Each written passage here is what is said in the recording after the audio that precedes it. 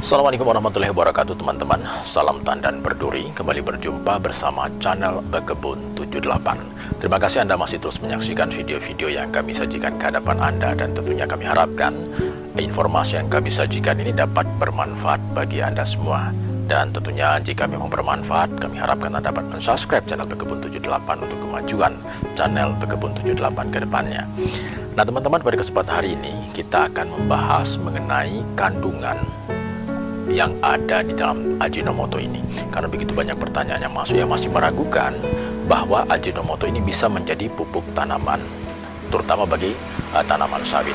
Nah oleh karena itu pada kesempatan hari ini saya akan membahas kembali mengenai manfaat kandungan yang ada di dalam Ajinomoto yang dapat digunakan untuk pupuk sawit. Dan ini bukan merupakan hasil pembicaraan semata, tetapi merupakan hasil penelitian yang dilakukan banyak pihak. Nah seperti apa? Mari kita saksikan penjelasannya.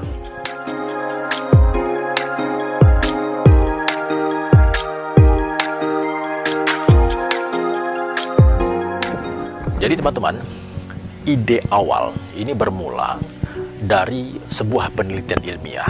Ini mengenai pemanfaatan limbah cair dari pabrik Ajinomoto, di mana Ajinomoto ini selalu mengeluarkan limbah-limbah pabrik. Kemudian ada yang berpikir untuk menggunakan produk utamanya.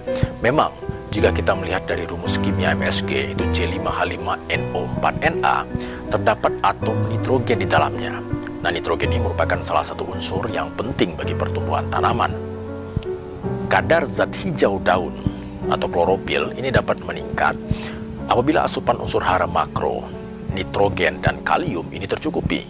Nah, fakta yang sangat menarik yang harus kita ketahui bahwa MSG atau monosodium glutamat atau yang lebih dikenal sebagai penyedap rasa ini mengandung senyawa C, mengandung senyawa N, O, H, K, dan Na. Nah, senyawa ini teman-teman, ini merupakan senyawa yang dibutuhkan oleh tanaman. Kandungan N dan K dapat memacu pertumbuhan batang dan daun. Selain itu juga dapat memacu pembentukan protein dan lemak yang dibutuhkan tanaman pada masa vegetatif. Nah, senyawa ini juga membantu meningkatkan klorofil pada daun tanaman. Tanaman yang rutin disiram MSG setiap minggunya pada masa vegetatif ini memiliki pertumbuhan yang lebih baik dibandingkan dengan tanaman yang disiram dengan pupuk kimia.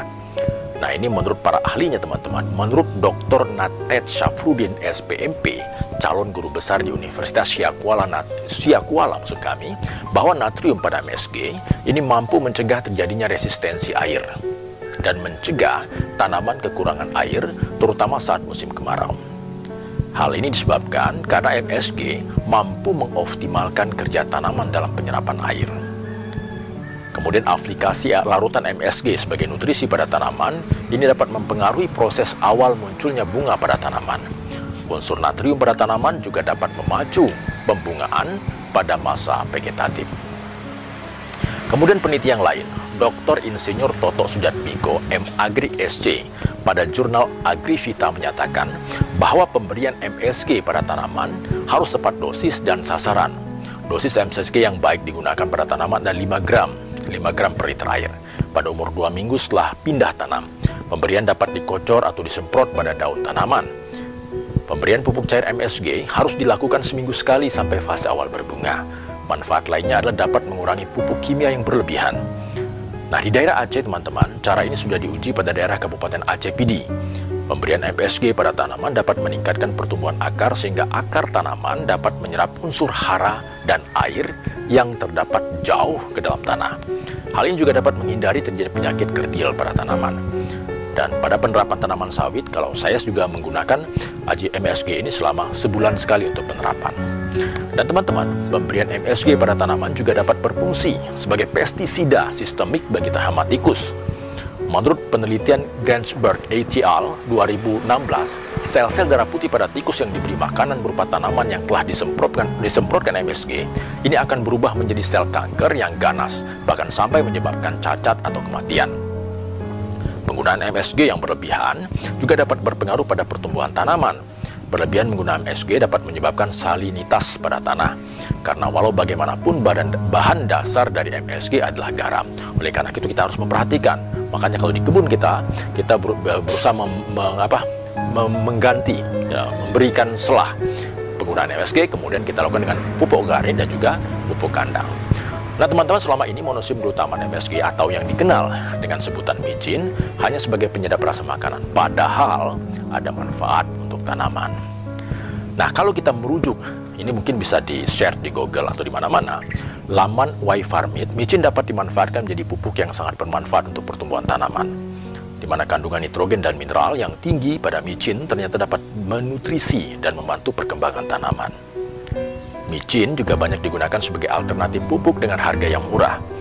Oleh sebab itu, pupuk micin banyak digunakan oleh para petani atau orang-orang yang gemar berkebun dan memiliki anggaran terbatas. Pupuk mahal, kita cari alternatif dengan menggunakan Ajinomoto atau micin ini, teman-teman.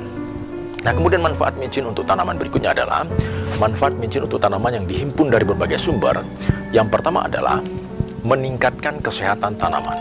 Di mana manfaat micin untuk tanaman, salah satunya meningkatkan kesehatan tanaman, di mana MSG itu bermanfaat untuk meningkatkan tanaman dan produksi buah dan bunga, seperti pada pohon kelapa, sukelen, dan beberapa jenis kaktus, dan juga pada tanaman sawit. Ini juga banyak menjadi pertanyaan, dan baru kemarin juga muncul pertanyaan, apakah bisa untuk bunga? Dan ternyata memang baik untuk bunga. Nah, selain itu, sebagian besar sayuran juga dapat memanfaatkan micin. Tidak hanya sawit, penggunaan micin untuk tanaman dapat meningkatkan produksi tanaman dan membuatnya bebas dari hama. Ada juga rekan-rekan kita yang bertanya, apakah bisa digunakan selain sawit? Bisa, teman-teman. Yang kedua, meningkatkan kadar air tanaman. Senyawa natrium yang terdapat di dalam micin dapat meningkatkan kandungan air di dalam tanaman. Dengan demikian, micin dapat mencegah tanaman kekurangan air. Nah, saat ini sedang musim kemarau, teman-teman. Micin ini sangat berpengaruh sekali terhadap tanaman dalam upaya untuk menghemat air. Nah, meski demikian, kita juga harus memperhatikan penggunaan micin ini sebagai pupuk, teman-teman. Pasalnya, jika terlalu banyak diaplikasikan pada tanaman, ini dapat menyebabkan daun terbakar dan bagian tepung daun akan terlihat rusak. Oleh karenanya, kita harus memperhatikan jangan sampai berlebihan dari dosis yang dianjurkan. Yang ketiga, teman-teman, ini dapat menyehatkan bunga. Manfaat micin tanaman diantaranya untuk menyehatkan bunga, di mana dengan perawatan micin ini mengandung potasium yang dapat membuat bunga menjadi lebih sehat. Potasium ya, yang dapat membuat bunga menjadi lebih sehat. Micin dapat dimanfaatkan untuk memacu perkembangan akar, meningkatkan bunga, dan meningkatkan kesehatan tanaman hias secara keseluruhan, dan juga dapat digunakan untuk tanaman keras seperti kelapa sawit yang selama ini kita gunakan. Kemudian yang keempat, teman-teman, meningkatkan kualitas tanah. Bahan organik yang terdapat di dalam micin juga dapat meningkatkan kualitas tanah dan membantu resistensi air sehingga tanah jadi kaya nutrisi dan menyehatkan tanaman. Dan tak hanya itu, belerang yang terkandung di dalam micin, teman-teman, ini juga berfungsi sebagai desinfektan tanah dan membersihkan dari bakteri penyebab penyakit. Jadi hama-hama penyakit itu bisa hilang dengan penggunaan micin yang sesuai dengan aturan tentunya. Kemudian yang kelima, ini membuat tanaman tahan dari hama dan penyakit seperti yang tadi disebutkan tadi, bahwa micin dapat membuat tanaman terhindar dari hama dan penyakit. Kalium yang terdapat dalam micin ini dapat menjaga ketahanan tanaman terhadap penyakit. Nah, selain itu, kalium dalam micin juga dapat mengatur pembukaan dan penutupan stomata yang ada pada tanaman, meningkatkan fotosintesis dan metabolisme tanaman. Nah, menjadi pertanyaan, bagaimana cara penerapannya? Dapat dilihat pada video-video saya sebelumnya. Namun saya akan jelaskan lagi bahwa kita menggunakan micin untuk tanaman. Apabila kita ingin menggunakan micin sebagai pupuk semprot, kita dapat melakukannya pada malam hari. Agar apa? Agar daun memiliki waktu untuk menyerap cairan. Dan juga bisa dilakukan pada sore hari. Adapun cara membuatnya adalah isi wadah kurang lebih 5 liter air, tambahkan 1 atau 2 sendok makan micin, lalu aduk dengan rata. Masukkan ke dalam botol semprot dan semprotkan pada daun atau bagian tanaman yang cukup. Jadi itu apabila kita ingin menggunakan penyemprotan, teman-teman.